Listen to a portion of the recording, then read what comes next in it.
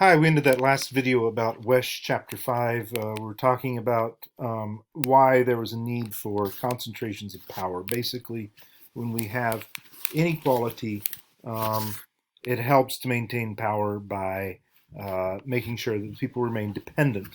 And so if you have a duke who is hated by hundreds of thousands of people and they're always trying to kill him, and the only way he can stay in power is by brute force, he will love you because you are the king and you send him more weapons and you send him more soldiers to maintain power. But it's much, much harder to maintain control over people if they are self-empowered. This is why we're always afraid in capitalist liberal democracies like the United States. These massive concentrations of wealth and power really do nothing for us. These incredibly rich billionaires that wield so much extra power. It really just kills our economy to have these people doing this. It's much safer and much stronger to have the money redistributed to individuals at middle class and working class levels.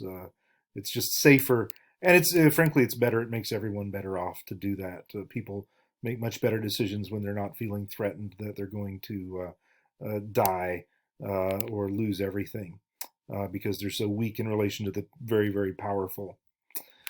So anyway, that was the kind of system that it was. Tremendous violence and warfare sustains the system.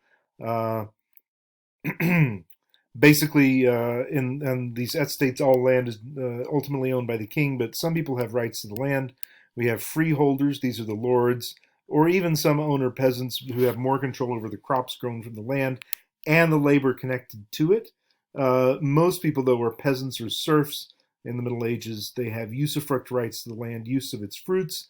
So they say, okay, we don't own the land and we don't own the food coming off of it, but we have a right to claim 5% or 10% or 2% or whatever is necessary to sustain our lives. We have the right to claim that, and we have the right to claim to give our labor to this plot of land here. So we in this little village have the right to stay here, and the duke or the lord or earl or whatever has no right to kick us off of it. Um, and so they had this unbreakable right to be exploited almost, but not quite, to starvation by whoever controls the land. This was incredibly better positioned than the cotters. The cotters were day laborers with no control over any property. All they control is their own labor. Okay?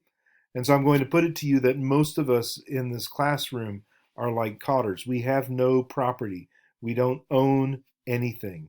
In order to sustain yourself in this life, you need $1 million or maybe two. If you make $50,000 a year, that's worth $1 million to your employer because your employer is, in order to be self-sustaining, um, if you wanted to not work and just live off your income, you're going to probably draw 5% off of investments.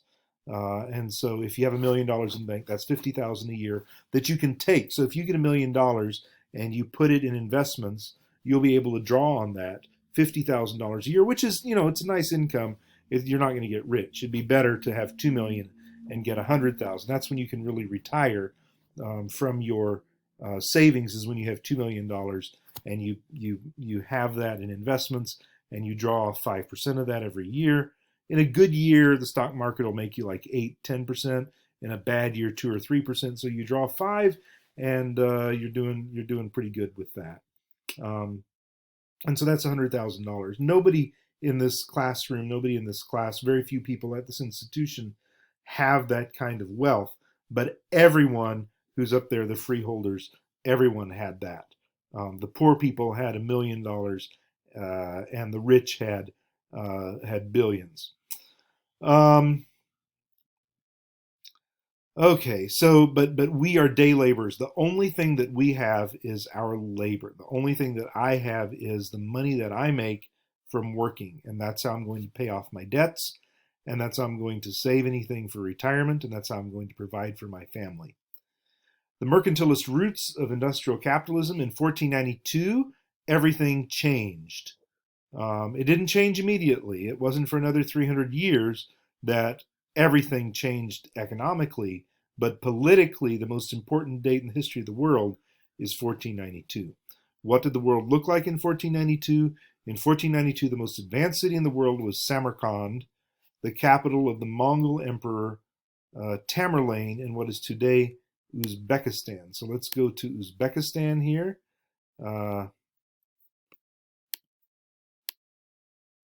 Samarkand. You can see it's in the middle of Asia here. There's Kazakhstan, there's Russia up in the north. It was part of the Soviet Union, just north of Afghanistan. It borders Afghanistan for a little bit. Turkmenistan, Tajikistan. Basically, here's China, and here's the Middle East. Here's India, here's Africa. This is the Mediterranean. This is Egypt, and this is the great wealth of the East. The most important country, of course, in the world for centuries is China, and that's where all the rest of the world relates to. And so we have this Silk Road running through here, running through Uzbekistan, and Samarkand is the Tashkent is the actual capital of Uzbekistan, but Samarkand is this ancient city. Let's see what it looks like from the satellite, and we can see that even though it looks like it's desert, it's actually a beautiful, rich valley with lots of crops. It's a big city within that, and but it's historically a very important civilizational site because of that river. And so if we go to the Registan, the big giant square in the middle of the city, we can see what Tamerlane did. So Tamerlane builds his capital here. Let's look at the pictures. And what does that capital look like? 3D pictures of that, and that, and the biggest one of all there. These are mosques, but these are also universities. So he was a civilizational leader. So he didn't just conquer, but he built, and he built civilizational institutions of civilization. So the most advanced city in the world at the time was Samarkand.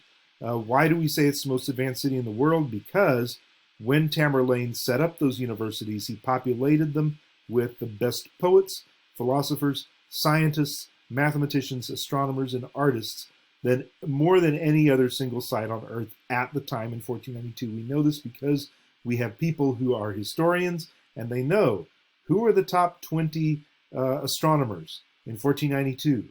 Where were 5 of them? Where were 8 of them? Oh, they were in Samarkand. Who are the top 20 lyric poets? Who are the top 20, historians? And you just go down through the line there, and every single one of them, a significant portion of them, are there in Samarkand.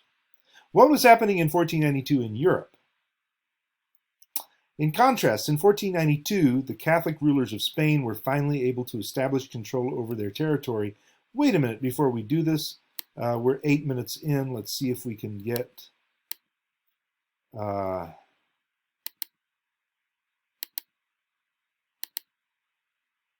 sorry, I'm realizing I don't have quite, there we go, tax revenue. Just a quick detour through what the world looked like at this time. I forgot to throw it up here. Populations and tax revenue, 350 BCE to 1200 CE. BC before Common Era, and you do this by looking at the population in millions: 17 million people in Persia, 50 million people in Rome 300 years later. Then the total revenue in tons per silver, and then the grams in silver per capita. You can divide it out there, and you figure out that Persia had 17 million people, and is about 41 grams per silver per capita. That's their revenue per capita. And then Egypt is 55. That's the richest spot on the planet. Second richest is the Abbasids. This is in Iraq. In 850 CE, Byzantium was much poorer, about a third of that. This is in Istanbul in 850 at the same time. So we have some extremes of wealth and poverty here. But definitely France in 1221 CE is 2.4, England is 4.6, What does that look like when we multiply it by 1,000 and think in US dollars? In 2012, Australia made about 41,000 a year. The richest place is Norway. It's a petrostate in Scandinavia. They have a lot of oil, 55,000 a year. USA comes in here like the Abbasid Empire in Iraq, 48,000 a year. Canada's a little bit below that. Cambodia, 2,400. Honduras, 4,600. Cambodia, France is Cambodia. England is Honduras. At that time, can you imagine in 1492? You go to this is all from an anthropologist. It's all documented.